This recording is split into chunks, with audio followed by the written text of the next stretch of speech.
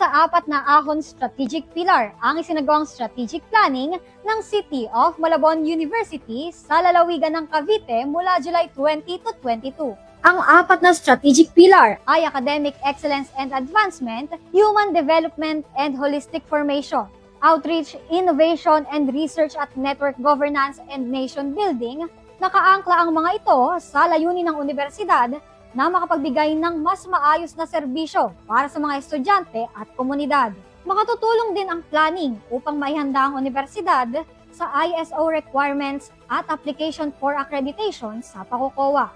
Nauna nang nagkaroon ng orientation at pre-planning sessions ang mga kawani ng CMU noong May 25 at June 11 kung saan ay nagkaroon ng SWOT analysis report sa bawat key area tulad ng faculty, instruction, research, student development and services, library, facilities development, extension, services at administration and governance. Present sa planning ang mga CMU officials at teaching and non-teaching personnel.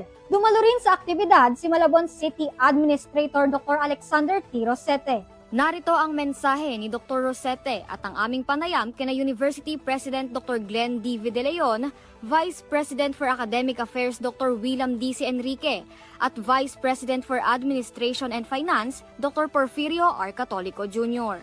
The Mayor would like to extend her personal thanks to each and everyone for doing your part in our institutional recognition.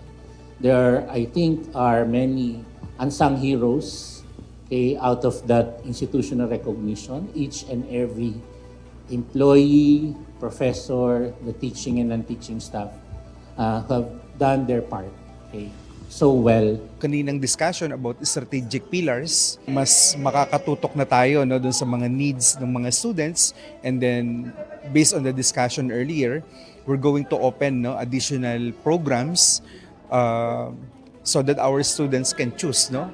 They have more options at for sure, mas marami pa tayong pwedeng i-offer sa ating mga students. Ang nais lang namin ay magkaroon ng magandang kinabukasan ang ating mga estudyante at magkaroon tayo ng isang magandang samahan. So kung meron tayo nito, ito yung ating kalakasan. For this year, we are really targeting to be able to have a higher level of direction for the City of Malabon University. One, we continue with the ISO, and then second is the accreditation level for the City of Malabon University. So we are hoping for more challenging years for City of Malabon University with the correct direction for the City of Malabon University. Manatiling konektado sa mga kaganapan sa loob at labas ng ating pamantasan. I-like at i-follow ang aming Facebook page at TikTok account at mag-subscribe na sa aming YouTube channel na CMU iConnect. Ako po si Kylie Nicole Mariano, konektado para sa kabataang Malabueño.